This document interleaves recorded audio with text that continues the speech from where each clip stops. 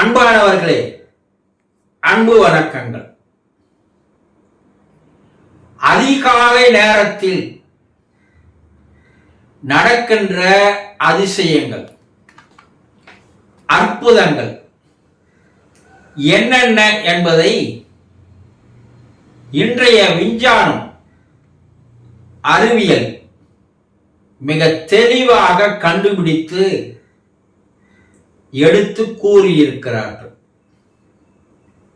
இத பல ஆயிரம் ஆண்டுகளுக்கு முன்னாடியே யோகிகள், சித்தர்கள், ரிஷிகள், முனிவர்கள் எல்லாம்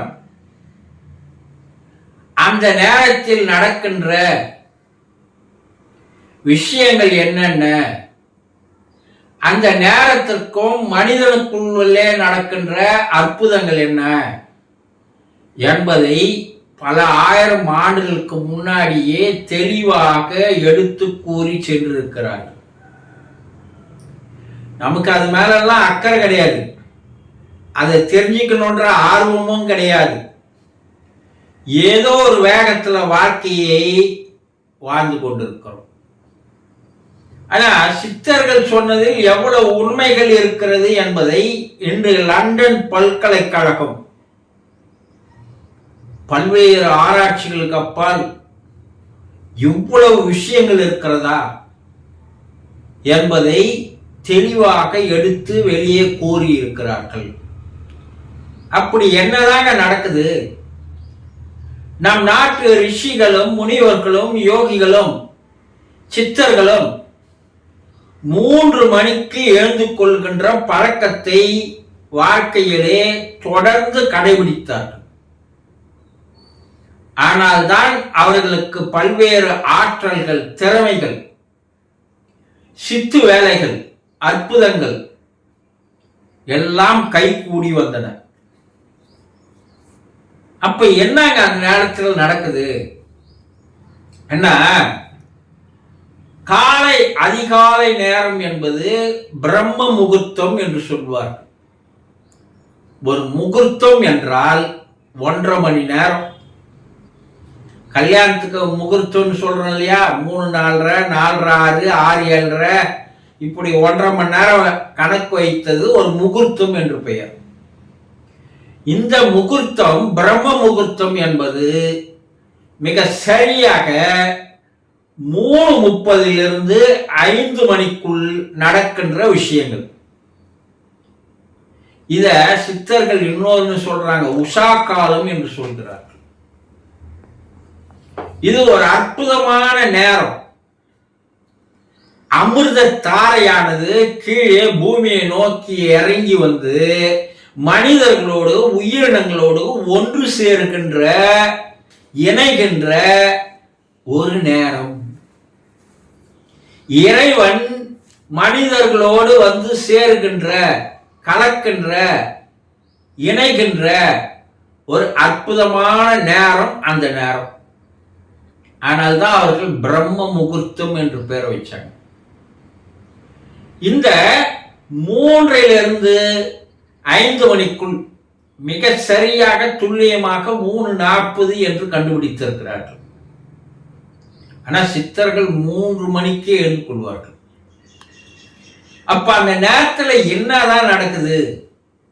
ஆனா நம்முடைய சுவாசமானது 2 நாசி வழியாக, 2 துளை வழியாக நடக்கின்ற சுவாசமானது அந்த நேரத்தில் ஒரே அளவாக 2 நாசி துளைகளிலும் காற்றானது உள்ளே போய் வெளியே வருகிறது. சுவாசம் நமக்கே தெரியாத அது நடக்குது. நம்ம தூக்கத்தில் இருக்கிறோம். ஆனா அந்த நேரத்தில் அது 2 நாசிகளிலேயும் காற்று உள்ள போய் வெளியே வருகிறது. இதை என்ன சொல்லுவாங்க? சுழுமுனை ஓட்டம் என்று சித்தர்கள் சொல்லுவார்கள். ஆனா இத விஞ்ஞானம் என்ன கண்டுபிடிச்சிருக்குன்னா, அந்த நேரத்தில் 2 நாசி வழியாக காற்றானது உள்ளே போய் வெளியே வருகின்ற அந்த நேரத்தில் என்ன நடக்குதுன்னா, மூளை, சிறுமூளை, பெருமூளை 2 மூளையும் ஒரே நேரத்தில் வேலை செய்கிறது என்பதை கண்டுபிடித்திருக்கிறார்கள். இப்ப 2 மூளையும் வேலை செய்வதனால என்னன்னா, உங்களிடம் இருக்கின்ற அதீதமான ஆற்றல் அதிகரிக்கிறது, உயிர் சக்தியானது பெருக ஆரம்பிக்கிறது, நினைவாற்றல் மிக அதிகமாக செயல்படுகிறது, யூகித்து உணரக்கூடிய அப்சர்வேஷன் என்று சொல்வார்கள் இல்லையா, அந்த ஆற்றல் அதிகரிக்கிறது, நடந்தது, நடப்பது, நடக்கப் போவது எல்லாம் சொல்லுகின்ற ஒரு திறமை ஏற்படுகிறது. அந்த மூளையில் இருக்கிற மொத்த நியூரான்கள் அனைத்துக்குமே அந்த நேரத்தில் இந்த இருவழி நடக்கின்ற சுவாசமானது பிராண சக்தியை எடுத்து போய் அதற்கு ஒரு உணவாக தருவதால் அனைத்து நியூரான் செல்களும் மிக மிக வேகமாக வேலை செய்கிறது. மனிதன் அவனுடைய மொத்த மூளையில் இருக்கிற நியூரான் செல்கள் வேலை செய்கின்ற அந்த நேரம் பிரம்ம முகூர்த்த நேரம், அதிகாலை நேரம் என்ற ஒரு அதிசயத்தை கண்டுபிடித்திருக்கிறார்கள் என்ற இன்றைய விஞ்ஞானம். இந்த நியூரோ சயின்ஸ் என்று சொல்லக்கூடிய அந்த அறிவியல் தான் இந்த ஆராய்ச்சியில பல ஆண்டுகளாக ஆராய்ச்சிகள் செய்து அந்த நேரத்தில் பிராண சக்தியானது முழுமையாக பூமியை நோக்கி கீழே வருகிறது. அதுதான் அமிர்தம் என்று சொல்கிறார்கள். அமிர்த மழை பொழிகிறது, பிராண சக்தி கீழ் நோக்கி முழுமையாக வருகின்ற நேரம். அதே நேரத்தில் என்னன்னா, அந்த பிராண சக்தியோடு தெய்வ சக்தியே சேர்ந்து வருகிறது. பிராணம் தான் தெய்வம். நம்ம என்ன சொல்றாங்க சித்தர்கள், மூச்சே இறைவன், மூச்சு காற்றுதான் உயிர்நிலை, இறைநிலை.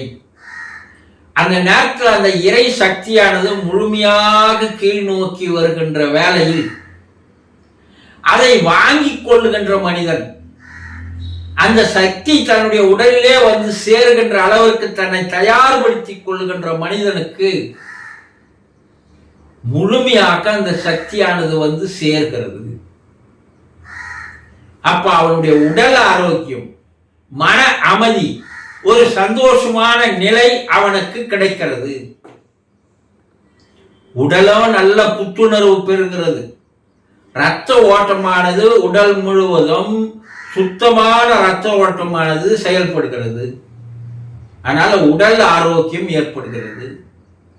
மன அமைதியானது அந்த நேரத்தில் எந்த முயற்சியும் இல்லாமல், நீங்க மனசை கட்டுப்படுத்தணும், மனசை அமைதிப்படுத்தணும் எல்லாம் நீங்க சொல்றீங்க இல்லையா, அந்த நேரத்தில் நீங்க எதையும் செய்ய தேவையில்லை. மனசு தானாக ஆல்பா நிலைக்கு வந்து விடுகிறது. அமைதியான நிலையில் மனம் இருக்கிறது. இதை நீங்க தியானம் செய்து எவ்வளவு கஷ்டப்பட்டு பல நாள் கஷ்டப்பட்டாலும் வராத அந்த ஆல்பா நிலை, அந்த தீட்டா நிலை தானாக உங்களுக்கு கிடைக்கிறது. ஏன்னா உலகமே அப்போது அமைதியான ஒரு நிலையில் இருக்கிறது. மனித எண்ணங்கள் அங்கு இல்லை. அந்த நேரத்தில் நீங்கள் எடுக்கின்ற சங்கல்பம், நீங்கள் வாழ்க்கையில் எது உங்களுக்கு வேண்டும் என்று கேட்கிறீர்களோ அது 100% நடைபெறுகிறது என்பதையும் விஞ்ஞானிகள் கண்டுபிடித்திருக்கிறார்கள். அப்போ அந்த நேரத்தில் இறைவன் வருகின்ற நேரம், மன அமைதியாக இருக்கின்ற நேரம், அந்த நேரத்தில் தியானம் செய்தால் உங்கள் உடல் அளவில், மன அளவில், வாழ்க்கை அளவில் பல்வேறு அற்புதங்கள், அதிசயங்கள் நடைபெறுகிறது என்பதை அன்று சித்தர்கள் கூறியதை இன்றைய விஞ்ஞானம் கண்டுபிடித்து தெளிவாக கூறியிருக்கிறது என்பதை புரிந்து கொள்ளுங்கள். சந்தோஷம்.